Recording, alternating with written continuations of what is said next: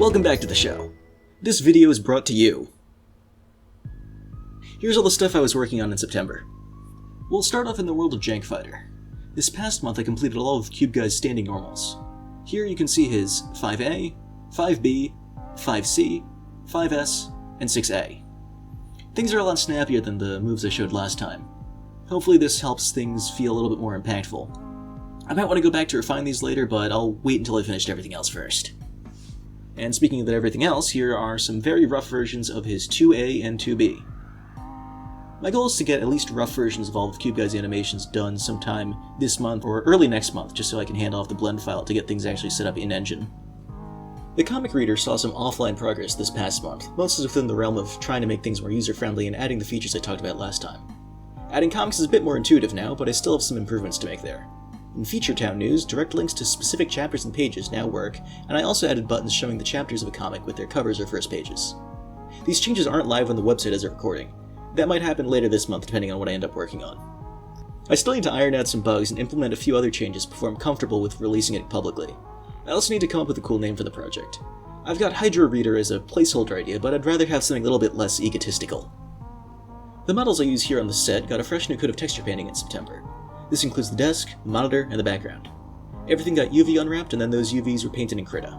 You can check out the models in more detail on Newgrounds, link in the description.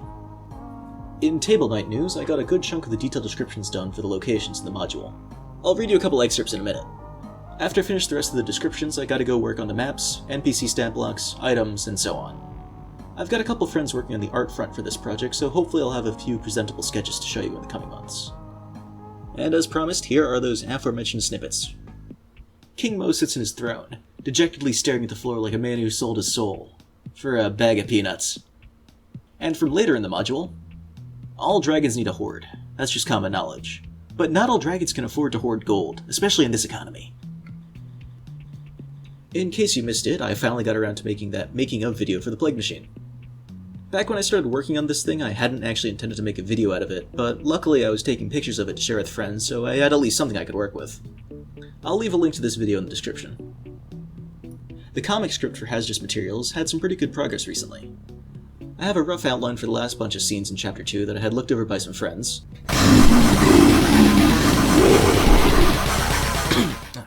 Excuse me. After I refine that outline and process it into a proper script, I'll have them take another look at it before I finally can move on to Chapter 3. As is tradition, Bugalo got a new page with this new Hydro Monthly. Check it out on the Hydro site, link in the description. I drew this page in a higher resolution canvas than usual, which I think helped make the line work look a little neater. I want to get better at drawing expressive faces, and just better at drawing in general, and well, to do that I have to practice. Here are a couple pages of sketches I did last month. As the kids say, let me cook. We'll wrap things up with some interesting food stuff making I engaged in September. These were some pretty nice loaded fries I threw together last month.